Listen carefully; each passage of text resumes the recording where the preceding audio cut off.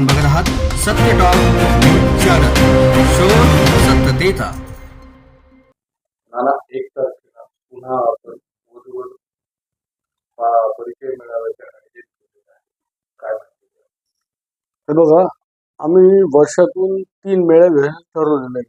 त्यापैकी हा तिसरा मेळावा आहे. पहिला मेळावा आम्ही घेतला होता फेब्रुवारीमध्ये, दुसरा मेळावा आम्ही घेतला मेमध्ये 4 मेला, आणि आता हा मेळावा जो सप्टेंबरच्या 1 तारखेला आहे. आम्ही निशुल्क मेळावा ठेवतो. निशुल्क मेळावा त्या मेळाव्यामध्ये जेवण, नाश्ता, चहा आम्ही सर्व देतो. त्याचा परिणाम आम्हाला मागच्या वेळेस चांगला मिळालेला आहे. आमच्याकडे मागच्या वेळेस 176 मुली आणि 229 मुलांची नोंदणी झाली होती. त्यापैकी 176 मुलींपैकी आमच्याकडे 102 मुली आल्या होत्या मेळाव्यामध्ये, आणि खूप चांगला रिस्पॉन्स मिळाला होता. तसाच रिस्पॉन्स आम्हाला यावेळेस मिळेल, आणि यावेळेस आम्हाला जे आहे 78 मुलीची नोंदणी आतापर्यंत आलेली आहे. म्हणजे अजून आमच्याकडे 17 दिवस बाकी आहे. वेळेवरही खूप जण येतात, त्या अगोदर नोंदणी होती. अशा प्रकारे आमचं हे कार्य सुरू आहे, आणि हे कार्य आम्ही सुरूच ठेवणार.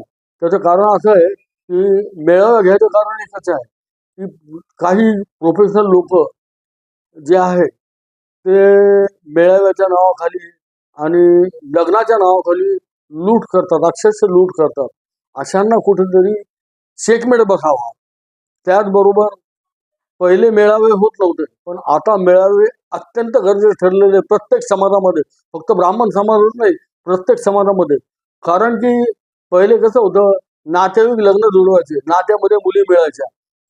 आता आत्या आहे, मामा आहे, काका आहे, मावस भाऊ आहे, आणि त्यांचे नाते अशा पद्धतीनं आपल्या मुलासाठी मुलगी बघायची किंवा मुलीसाठी मुलगा बघायचे. पण आता एका घरात जे 4 घरं झालेली, कोणी पुण्याला राहतं, कोणी नाशिकला राहतं, कोणी इकडे राहतं, कोणी तिकडे राहतं, म्हणजे दूर झालेले घर सर्व्हिसमुळं. त्यामुळं कोणी कोणावर लक्ष देत नाही एवढं, की आता झाला बाबा, मोठा झाला बाबा, एखाद्याच लक्ष आलं तो सांगतो ही मुलगी आहे, ती मुलगी. पण काही मुलींच्या पण अपेक्षा वाढलेल्या आहेत, आणि मुलींची अपेक्षा बघून काय कमीत कमी मुलींनी आता अपेक्षा अशा न ठेवता एक वाढतं वय बघून आपला साथीदार निवडावा, म्हणून थेट भेट परिचय मेळावा हा आम्ही यावेळेस ठेवलेला आहे.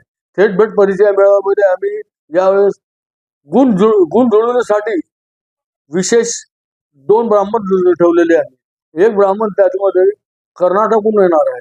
कर्नाटक म्हणजे गाणगापूरमधून जोशी साहेब म्हणून, जोशी काका म्हणून आहे, त्यांचं खूप मोठी ख्याती आहे, ते येणार आहे. आणि दुसरे आपले लोकल आहे इथले, काय कुलकर्णी गुरुजी, हे दोघं गुण जुळवण्यासाठी तिथे येणार आहे. त्यामुळं थोडाफार अजूनही फरक पडेल असं आम्हाला वाटतं. त्यामुळे आम्ही निशुल्क करतो. त्यामुळे आम्ही काही 2 पैसे कोणाकडून घेत नाही. आमची 2 पैसे आशा कोणाकडून ठेवत नाही. काय त्यामुळं आम्हाला असं वाटतं की यावेळेस आम्हाला चांगला रिस्पॉन्स मिळेल, आणि समाज बंधूंनी चांगला रिस्पॉन्स द्यावा ही त्यांना मी आग्रहाची विनंती करतो. नाना, समाज म्हणून समाजाला काय आव्हान? समाजाला आव्हान असं आहे की समाजाने आता तरी एक संघ झालं पाहिजे. एक संघ होऊन आपापल्या परीने कुठंतरी जर कोणी चांगलं काम करतंय तर त्याला सपोर्ट केला पाहिजे.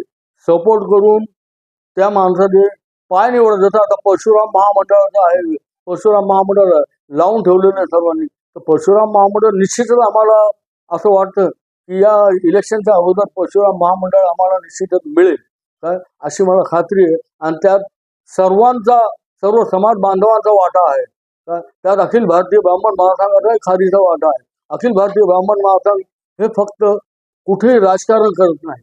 राजकारण न करता आम्ही आमचे कामं करत असतो. राजकारण कोणीही समाजामध्ये आणू नाही आणि कोणीही करू नये अशी मी सर्व आमच्या समाज बंधूंना व सर्व संघटनांना विनंती करतो, आणि माझे 2 शब्द संबोधतो. जय परशुराम. आपलं नाव? सुधीर नाईक, जिल्हाध्यक्ष अखिल भारतीय ब्राह्मण महासंघ, छत्रपती संभाजीनगर.